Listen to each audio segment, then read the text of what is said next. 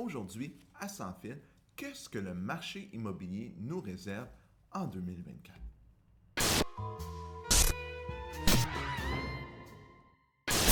C'est ce que tout le monde veut savoir, là, comment l'immobilier va se comporter en 2024. Ben, il y a plein de gens qui ont fait des prévisions, mais moi, je suis un peu différent dans ce que je pense qu'il va se passer.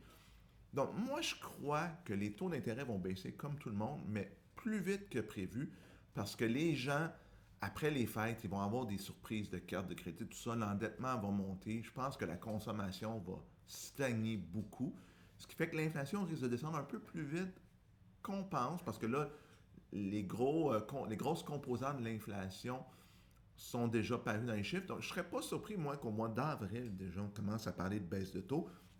Évidemment, s'il n'y a pas des facteurs externes et tout, mais ça risque d'aller plus. Moi, je pense que ça risque d'aller plus vite que ce que tout le monde prédit.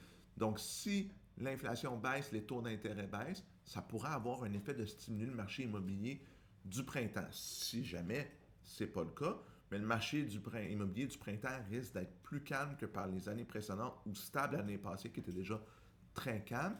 Donc, ça va vraiment être à surveiller, mais moi, je pense que les baisses de taux d'intérêt vont survenir plus tôt que tard. Je crois qu'au printemps, le nombre d'inscriptions va continuer à monter. Des gens qui, finalement, avec les fêtes, se disent ah, la maison, ça ne convient plus, c'est le temps de déménager. Et des gens qui vont aussi être pris un peu à la gorge, qui vont dire regarde, il faut vendre. Donc, je ne serais pas surpris qu'on continue à avoir une augmentation du nombre d'inscriptions sur le marché pour nous ramener encore plus dans une situation d'équilibre du marché immobilier, quoi qu'il l'est généralement pour la plupart des types de propriétés.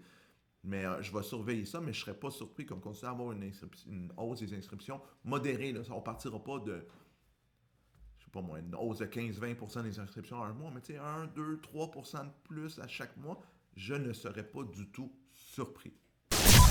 L'endettement des ménages va affecter le marché immobilier.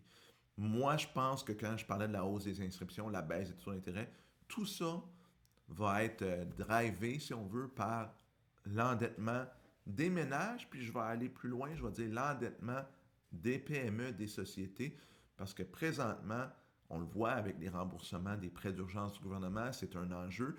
Donc, il y a un problème d'endettement tant au niveau personnel qu'au niveau des sociétés.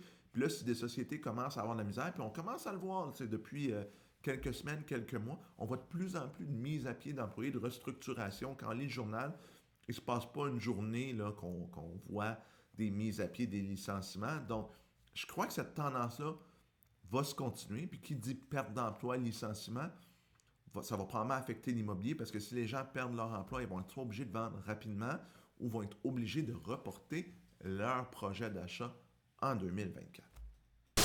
Une autre chose qui va affecter les compagnies, puis qui par la bande va affecter le consommateur, va affecter le commun des mortels, c'est présentement, on sent poindre une crise de liquidité dans les compagnies, que ce soit des PME, même en immobilier, on voit des gens qui sont obligés de vendre des immeubles.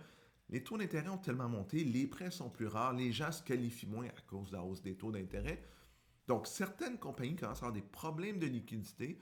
Puis on le voit, exemple, dans le domaine des restaurants, la période des fêtes qui est faste semble être moins faste et moins bonne présentement. Donc, est-ce qu'on va voir des problèmes, des compagnies qui ont des problèmes de liquidité au début de l'année?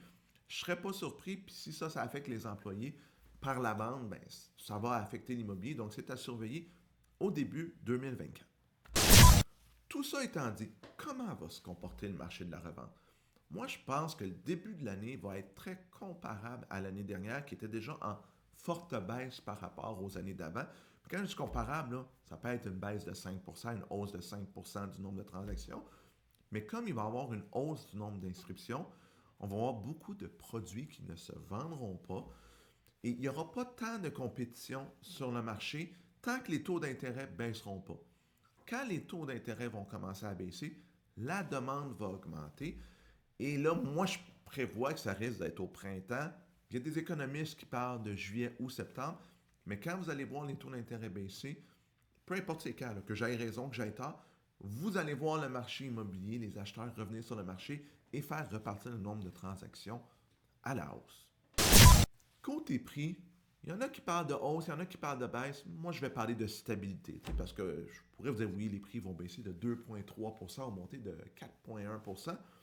Ça va être relativement stable. Certains produits vont se comporter mieux que d'autres. Je pense que la maison unifamiliale va continuer à bien se comporter. Le marché d'entrée de gamme aussi. Le marché de milieu de gamme, lui, va être plus difficile. Ça va prendre des bons produits pour se vendre, vu toutes les raisons énumérées dans la vidéo précédemment. Donc, je vous dirais que relativement stable le marché côté prix. Puis évidemment, si les taux baissent puis font vraiment exploser la demande, mais là, on pourrait avoir une hausse de prix. Mais je verrais ça plus en 2025 qu'en 2024.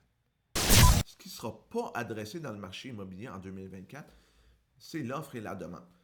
Il n'y a toujours pas assez d'offres à moyen et long terme sur le marché si les gens veulent revenir. Puis je disais dernièrement encore que le Canada, dans le dernier trimestre, aurait quasiment accueilli 1 demi-million de personnes. Bon, je n'ai pas les proportions au Québec et tout, mais c'est clair que si tu augmentes ta population de 4-5% dans une année, bien, il faut que tu construises des logements, il faut que tu construises des infrastructures. Puis présentement, on ne le fait pas. On en parlait à l'automne 2023. On a un problème d'offre de logements, de maisons à moyen et long terme qui ne se résorbera pas. Là, il y a des initiatives du gouvernement, mais c'est clair qu'à court terme, ça ne produira pas d'effet. Peut-être que dans 3 à 5 ans, il va y avoir quelque chose. Mais à court terme, l'offre et la demande n'étant pas adressées, s'il y a une augmentation vraiment marquée de la demande, on risque d'avoir un problème sur le marché immobilier puis de revoir les prix partir à la hausse. Tout ceci étant dit, je pense qu'il y a une opportunité unique pour des acheteurs présentement de trouver des vendeurs motivés et de faire des bonnes affaires dans le marché immobilier. Je ne dis pas que vous allez acheter moins cher que ce que ça vaut, mais tous les signaux pointent qu'à moyen et long terme, il va y avoir une appréciation intéressante, je ne vais pas dire importante, mais intéressante du prix de l'immobilier.